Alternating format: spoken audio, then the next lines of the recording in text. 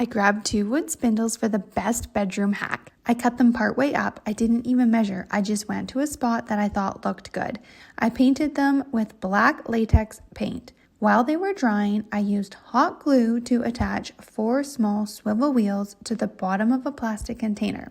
I set that aside. Once the black spindle pieces were dry, I used glue to attach them to the bottom of my bed frame legs to raise it up, but that's not only it. Not only is my bed taller and a better height, but I am now also able to store things under it like this container on wheels.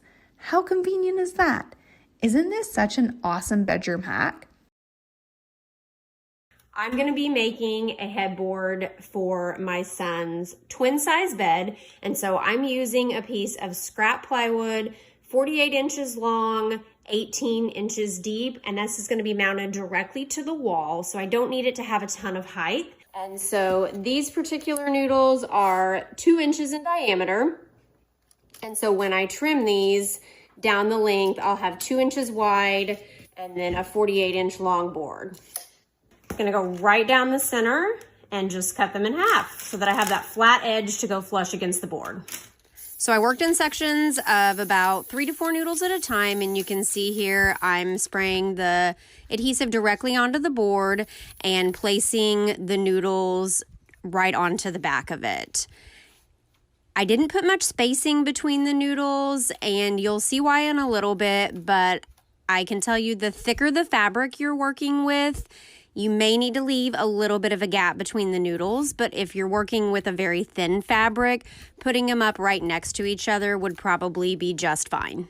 Once they're all in place, you should have something that looks a little bit like this, and it's time to attach your fabric. I took it outside and flipped the entire headboard structure over so that the noodles were facing down as well as the fabric. And so you can see here, I'm spraying a little bit of the spray adhesive onto one end and rolling the fabric over, pressing it down really firmly. This is the staple gun that I am using. You can see there it's loaded with staples and attached to an air compressor, but if you don't have something like this, a handheld stapler will do just fine. So initially I started to apply the fabric with a little bit of spray adhesive on the noodles, and quite honestly, it was a disaster. The noodles were pulling up. I really think that with the pleather being so thick, it needed some space in between the noodles to create those beautiful channels. So I went back to the drawing board, which is unfortunately part of DIY, and spaced the noodles out with a little bit of spacing in between, and then attached them also with the staple gun for some added stability. I worked in sections of about 4 at a time, sprayed a little bit of spray adhesive on, and then just kind of used my hands to firmly work the leather into the channels. And you can see there it's showing up a lot better, and you get those more defined creases with the spacing. Now that those channels were all nice and tucked in, it was time to finish the corners and the edges. This is my first time doing any sort of upholstery, especially with the thicker material like pleather, and so it was a little bit of learning curve. I trimmed the edge at the corner and then just tucked it over and secured it tightly with a little bit of spray adhesive and then also more of the staples. Once that corner was secure, I just worked my way down, and at each of the channel segments, I pulled the pleather really tightly and kind of turned it onto itself to make sure that those segments were each clearly defined, and then used, again, more spray adhesive and more staples. What I love about this project is that it's completely customizable to fit whatever color, shape, or size that you need for your space.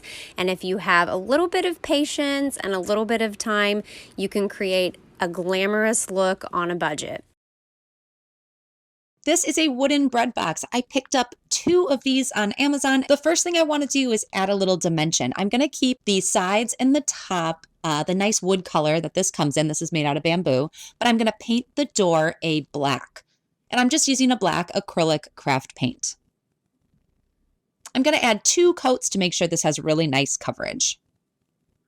I'm also going to paint the handle on the front of the bread box a gold.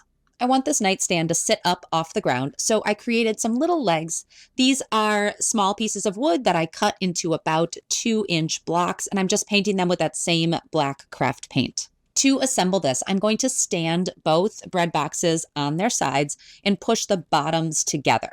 I am using a wood glue on the two bottoms to push them together, and then I'm going to hold them together with clamps. You could also add some screws coming in from the inside and going through, but I found that the wood glue holds really well when applied correctly. I'm going to attach the legs with wood glue as well. Just add a nice, generous portion to the wood block, stick it on the bottom of the nightstand, and then I'm going to put something really heavy on top to hold this. I'm going to let this dry for a full 24 hours to make sure that wood glue really sticks. Then I can flip it upside down and put this bread box nightstand to use. I have this in a cute little reading area. The drawers or the doors are perfect for stacking up a few books, and I love the way that the black and the wood look together. I had a few drawers left over from an upcycle project I did, and I've got 3 of them, and I've got the perfect solution for them. First thing though, I want to keep those wood runners under there. Those are going to come in handy later, but what I do need to get rid of is the plastic guides on the back. They're stapled in, they're easy to do, just pop each of the staples. Once I get those out, I just pop that off. It's not a problem. Next, I want to get rid of the hardware because I'm going to go with new hardware on my next project. I'm going to take the bigger drawer, put it in the middle, and the 2 small drawers on the side, and then I need to measure the whole width of the project. Take that width, and I'm going to transfer it over to a 1x6. I need to cut 2 equal parts of these 1x6s and lay them across. One's going to go on the front, and one's going to go on the back. Once I got those laid in place, I just used some brad nails to hold them down. You can use glue if you want, or screws, but it just seemed easier to use some brad nails, just pop them through, and it did quite a few. It's nice and strong, and then I'm going to tip it up on its side because now, once I get all the dust cleared, it's time to paint.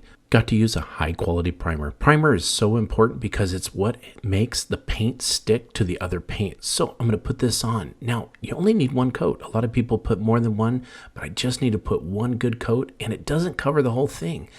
It does look a little messy at first, but it's okay. Go ahead and get that on. You're going to let it dry for a couple hours. The longer it dries, the better it works. It's time for the paint, and what we're going to need is a good quality cabinet paint. Once I put that on, I'm going to use a nice foam brush and put it on, and I'm going to make it silky smooth. It's going to take a couple of coats. This project did take 3. Now I'm going to lay it on its side, and it's time for some wheels. I bought this whole thing for $9.95. I'm going to go ahead and mark these wheels. They got 4 holes that go on the bottom, and I'm going to pre-drill because I don't want to split any wood when I put the screws in. Once I get it pre-drilled, I can put it back in place and put the screws on. It's going to work really good. I'm going to put 4 wheels on, and look, they're caster and they turn and they spin really nice. Once I get that done though, it's time to put onto the new hardware. It's hard to put these on sometimes, so I take a piece of tape, I put it down where the screw holes go, and then I pull it off and then put it on the cabinet where I want to drill it. Go ahead and drill some holes through where you marked it on the tape. Once you get that drilled, you can just go ahead and pull that tape right off. Put the new screws in, and then carefully but securely put the screws in and put the new hardware. On the ends, I just put some knobs because those work great, and now I'm going to slide it into place. But look at this. This is our guest room, and the great thing is I can put some extra blanket for those chilly nights and store them underneath there. You can also put seasonal clothes underneath, but once you get it full, you can just slide it underneath. Look at that great upcycle project. It actually turned out really good, and it didn't waste any of the drawers that I had from my last project. Thank you for watching Home Talk, and we'll catch you next time.